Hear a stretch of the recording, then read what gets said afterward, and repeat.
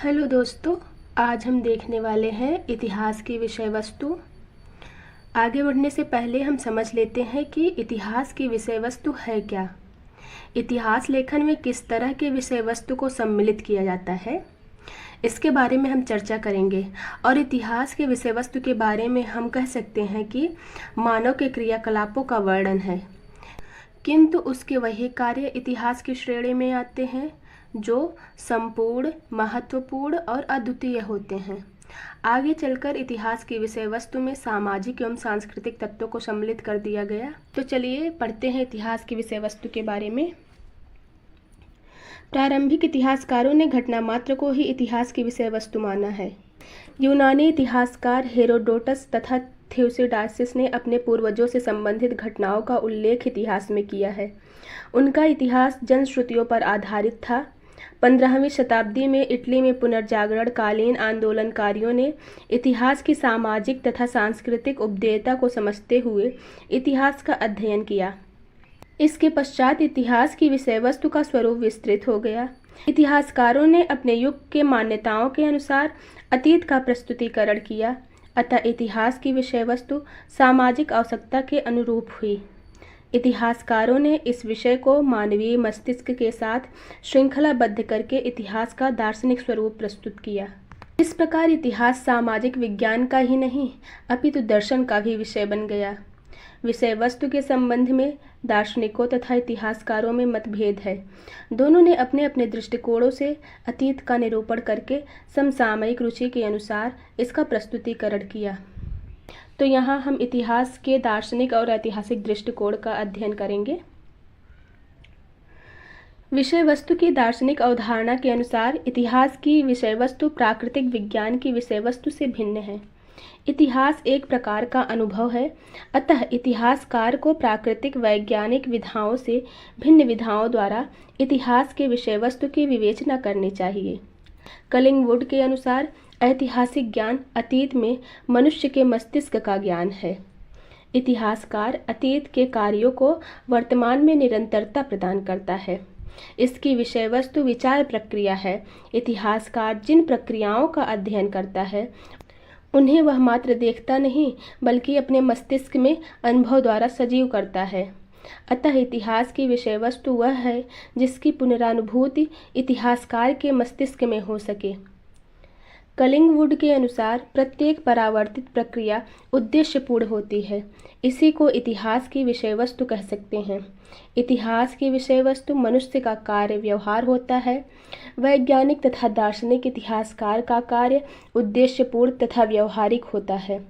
नैतिकता भी इतिहास की विषय वस्तु हो सकती है, क्योंकि मनुष्य किसी योजना से कार्य करता है। इतिहासकारों की विषय वस्तु की अवधारणा दार्शनिकों से भिन्न है। इतिहासकार प्रत्येक युग की सामाजिक आवश्यकता के अनुसार विषय वस्तु का निश्चय करता है।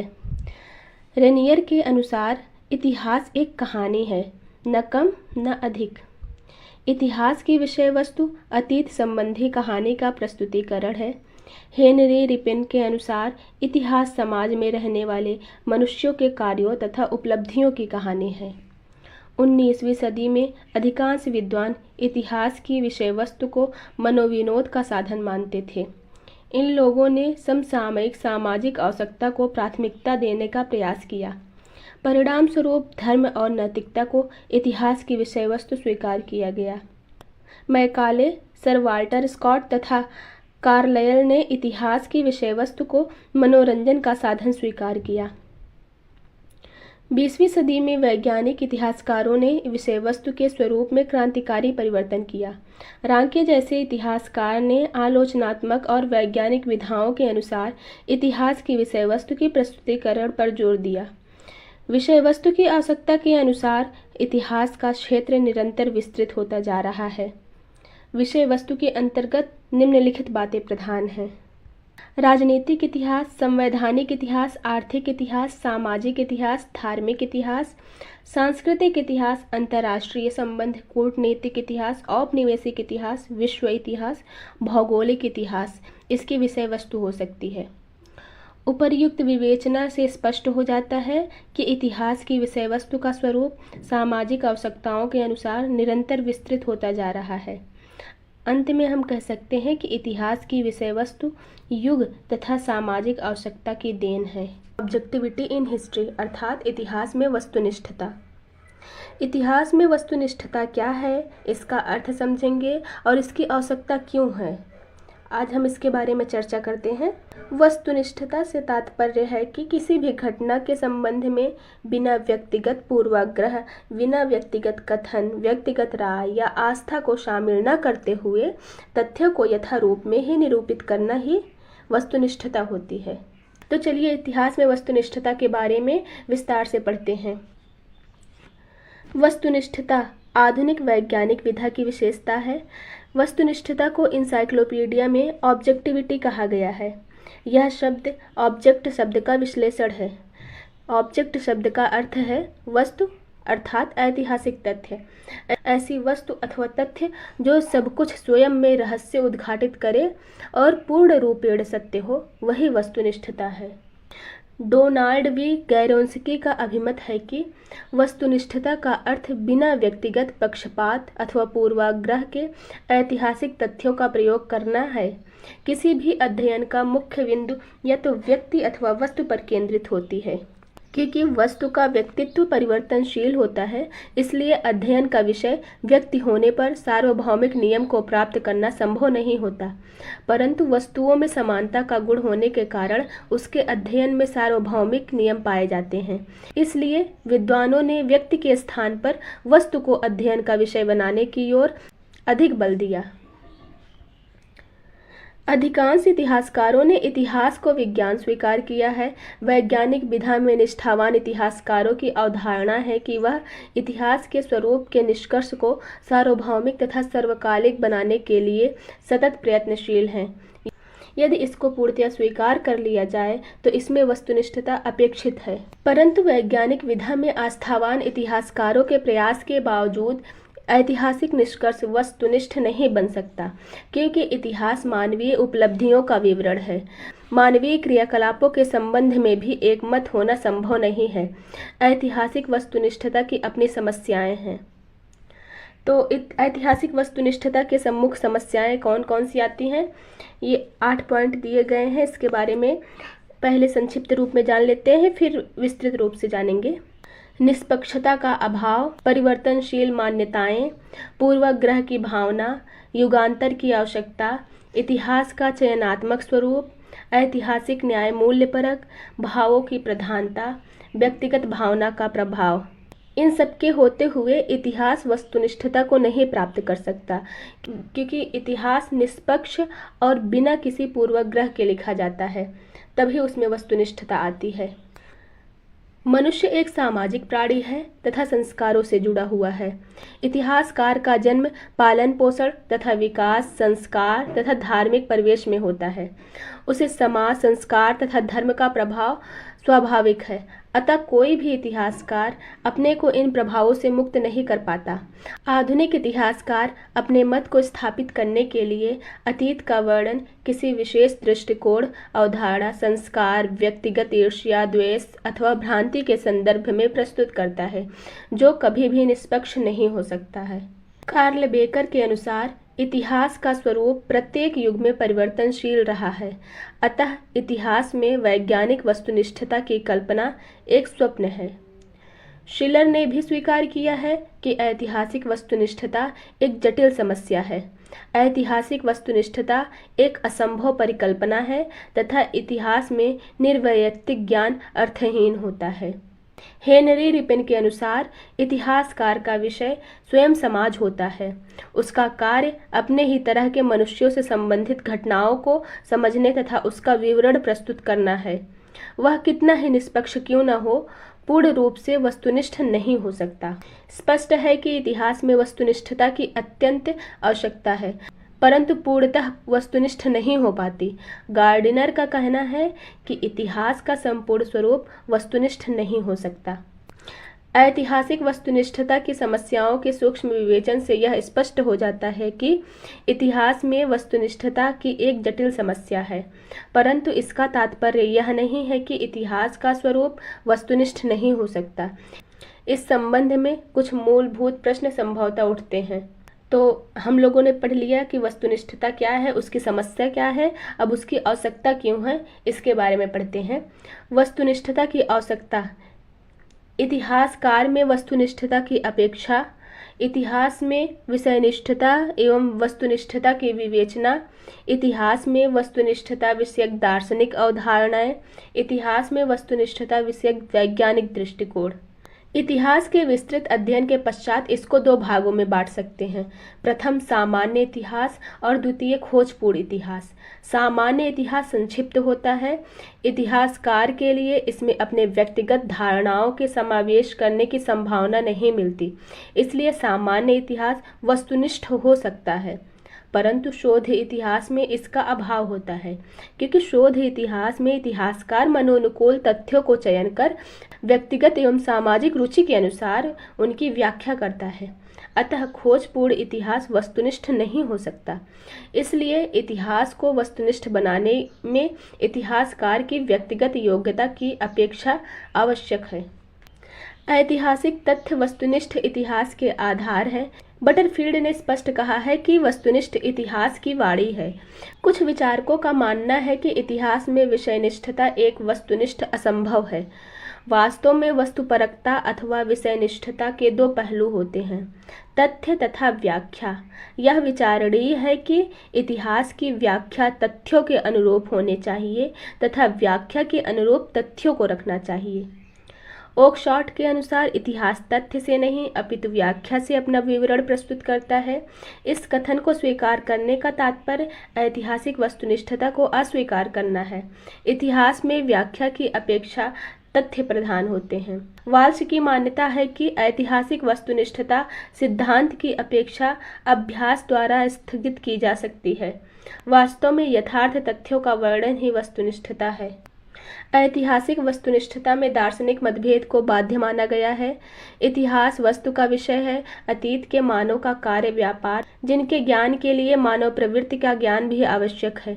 इस कार्य व्यापार विषयक तत्वों का अध्ययन निष्पक्ष एवं वस्तुनिष्ठ भाव से करना चाहिए, इससे इतिहास का यथार्थ बना रहे। सीमेल के अनुसार इतिहासकार के मस्तिष्क में अतीत का चित्र विषयनिष्ठ मानसिक रचना से होती है, पर वह दावा करता है कि उसकी विषयनिष्ठ रचना में भी वस्तुनिष्ठ यथार्थता है। देखा जाए तो पुनर्मनन इतिहासकार की मानसिक प्रक्रिया है, जिसके द्वारा वह विषयनिष्ठ यथार्थता को वस्तुनिष्ठ बना सकता है। इस प्रकार दार्शनिक अवधारणा के अनुसार ऐतिहासिक वस्तुनिष्ठता के लिए पुनर्मनन एक साधन है। ऐतिहासिक वस्तुनिष्ठ की अवधारणा वैज्ञानिक वस्तुनिष्ठता से कतिपय भिन्न है। इतिहास में पूर्ण वस्तुनिष्ठता संभव नहीं है। निसंदेह विज्ञान वस्तुनिष्ठ ज्ञान होता है, पर विज्ञान की प्रत्येक शाखाओं के समान वस्तुनिष्ठता नहीं होती। गोविंद चंद्र पांडे का मत है कि इतिहास में विज्ञान की विशिष्ट प्रयोगात्मक सत्यापन की विधि का कोई स्थान नहीं है। इतिहासकार का उद्देश्य इतिहास लिखना होता है, न कि इतिहास बनाना। साथ ही यह भी स्पष्ट है कि इतिहास में गणित सिद्ध तर्क प्रक्रिया का कोई स्थान नहीं है। इतिहास एक वर्णनात्मक विधा है, न कि निगमनात्मक अथवा प्रयोगात्मक। अतः इस प्रकार हम इतिहास की सामाजिक, दार्शनिक, वैज्ञानिक दृष्टिकोण से अध्ययन करते हुए इस निष्कर्ष पर पहुँचते हैं कि इसके अध्ययन के उपरांत वस्तुनिष्ठता का समीक्षात्मक विवरण प्रस्तुत करना अत्यंत आवश्यक हो जाता है। ऐतिहासिक वस्तुनिष्ठता एक जटिल समस्या है, परंतु इतिहासकारों ने इसका समाधान भी प्रस्तुत किया। इतिहास में हम मानव मस्तिष्क एवं उसके उत्प्रेरित कार्य का अध्ययन करते हैं। वैज्ञानिक सामान्य तथा इतिहास विशेष का अध्ययन करता है। डेविड थॉमसन के अनुसार इतिहास न तो वाल्टेरियन दृष्टिकोण की प्रगाढ़ विषयनिष्ठता है और न ही गणित की निर्वैयक्तिक निश्चयात्मक वस्तुनिष्ठता को प्रस्तुत करता है। इतिहास एक महत्वपूर्ण अनुशासन है जो मानव समाज की पूर्व घटनाओं का अध्ययन करता है। यह समझने का प्रयास करता है कि किस प्रकार समाज, संस्कृति, राजनीति और अर्थव्यवस्था ने समय के साथ परिवर्तन किया है। किंतु इतिहास को विज्ञान माना जाए या कला, इस पर विद्वानों में मतभेद है। कुछ इसे एक विज्ञान मानते हैं क्योंकि यह तथ्यों और प्रमाणों पर आधारित होता है, जबकि कुछ इसे कला मानते हैं क्योंकि इसकी व्याख्या और विश्लेषण में रचनात्मक और कल्पना शक्ति की आवश्यकता होती है। इतिहास विज्ञान है अथवा कला? सर्वप्रथम इस प्रश्न को उठाने वाले प्रोफेसर जे.बी. ब्यूरी थे। उन्होंने 1903 ईस्वी में कैम्ब्रिज विश्वविद्यालय में एक उद्घाटन समारोह के अवसर पर अपने अभिभाषण में कहा कि history is a science no less and no more. इतिहास का स्वरूप वैज्ञानिक है अथवा कलात्मक। उनके संबंध में विद्वानों में दो समूह हैं। कुछ विद्वान इतिहास को विज्ञान मानते हैं तो कुछ विद्वान इतिहास को कला के रूप में देखते हैं। तो हम समझने का प्रयास करते हैं इतिहास एक विज्ञान के रूप में। विज्ञान को आमतौर पर उन अनुशासनों के रूप में परिभाषित किया जाता है जो व्यवस्थित अध्ययन, तर्क, प्रयोग और प्रमाणों पर आधारित होते हैं। यदि हम इस परिभाषा को देखें तो इतिहास में भी कई वैज्ञानिक विशेषताएं पाई जाती हैं। इतिहास प्रमाणों पर आधारित होता है। इतिहासकार अपने अध्ययन के लिए विभिन्न स्रोतों पर निर्भर रहते हैं, जैसे पुरालेख, अभिलेख, सिक्के, साहित्य, पुरातात्विक अवशेष आदि। इन स्रोतों का विश्लेषण करके वे निष्कर्ष निकालते हैं। यह प्रक्रिया वैज्ञानिक अनुसंधान के समान होती है। कारण और प्रभाव का सिद्धांत। विज्ञान में किसी भी घटना का अध्ययन उसके कारण और प्रभाव के आधार पर किया जाता है। इसी प्रकार इतिहास भी किसी घटना के पीछे के कारणों को खोजने और उनके प्रभावों का विश्लेषण करने का प्रयास करता है। उदाहरण के लिए प्रथम विश्व युद्ध के पीछे के कारणों को समझने का प्रयास किया। ऐतिहासिक अनुसंधान की वैज्ञानिक विधियाँ। इतिहासकार ऐतिहासिक घटनाओं की व्याख्या करने के लिए तुलनात्मक अध्ययन, स्रोत आलोचना, पुरातत्वीय अध्ययन और सांख्यिकीय विश्लेषण जैसी विधियों का उपयोग करते हैं। ये सभी विधियां वैज्ञानिक दृष्टिकोण से मेल खाती हैं। तटस्थता और वस्तुनिष्ठता।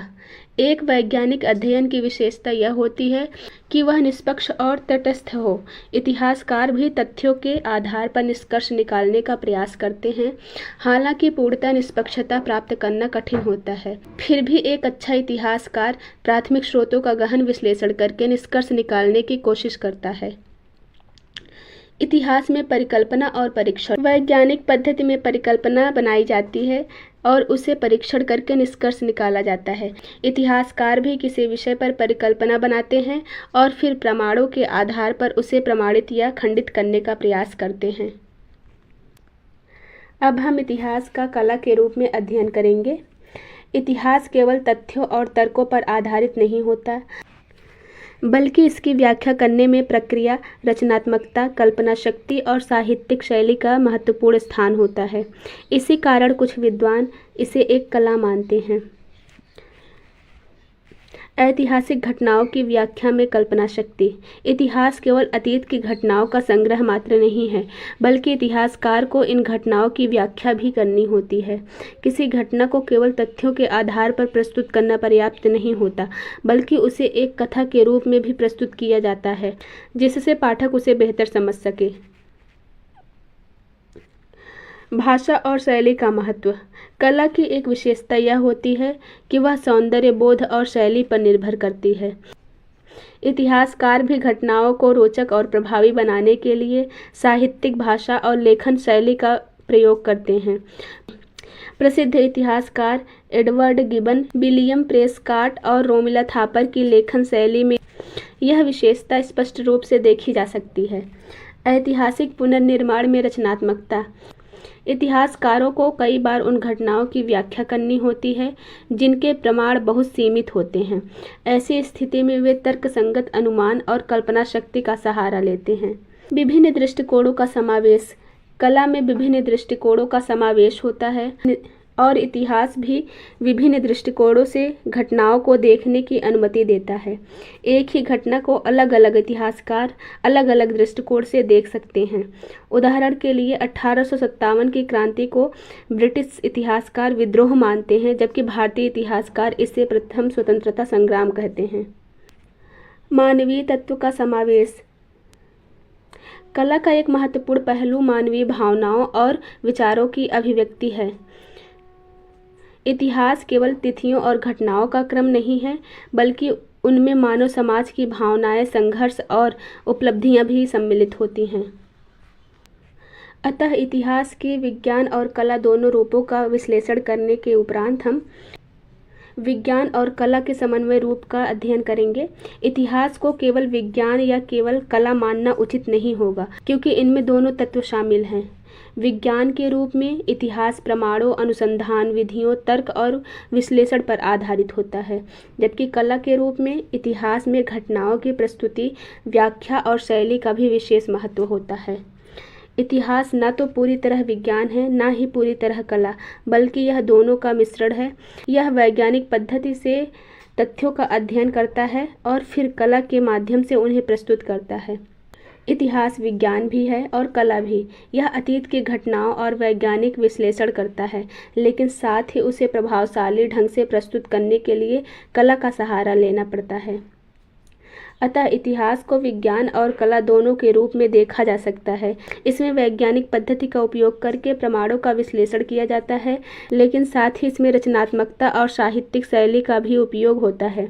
इतिहासकार को एक वैज्ञानिक की भांति प्रमाणों की जांच करनी चाहिए और एक कलाकार की भांति घटनाओं की व्याख्या करनी चाहिए। अतः यह कहा जा सकता है कि इतिहास विज्ञान और कला का अद्वितीय संगम है, जो मानव सभ्यता को समझने और संरक्षित करने में महत्वपूर्ण भूमिका निभाता है।